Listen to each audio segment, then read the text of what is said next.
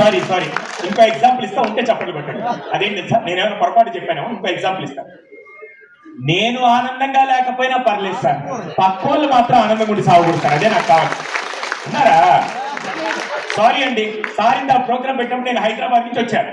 నేను ఇన్ని రోజులు హైదరాబాద్ లో మాత్రం ఇలాంటి విలన్స్ ఉన్నారు అనుకున్నా. మీ ఊర్లో కూడా ఉన్నారా? వీళ్ళు ఎవరి రూపాయలు ఉంటారు తెలుసా? నేను చెప్పేదా? నేను చెప్తా, నిజమైతే చెప్పండి కొట్టు. వీళ్ళు ఎవరి రూపాయలు ఉంటారు తెలుసా? అమ్మ, నాన్న, అక్క, తమ్ముడు, చెల్లె, బామ్మది, వీళ్ళు ఎవ్వరు రూపాయలు ఉండరు. ఆఖరికి బంధువుల రూపాయలు ఉండరు, ఫ్రెండ్స్ రూపాయలు ఉండరు.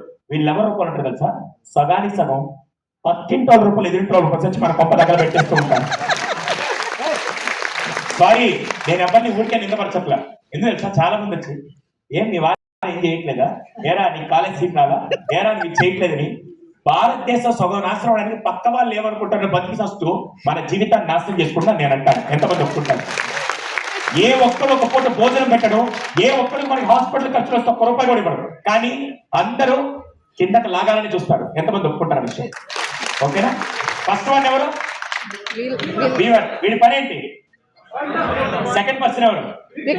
వీడి పని ఏంటి తెలుసా? వీలైనంత వరకు తనని తాను బ్లేమ్ చేసుకుంటే, నా బతికింతే, నా తలరా తింటే, నేను సంపాదించాను, నా బతికేమి రాదు అనుకుంటూ ఉంటాడు. మూడో వ్యక్తి ఎవరు తెలుసా?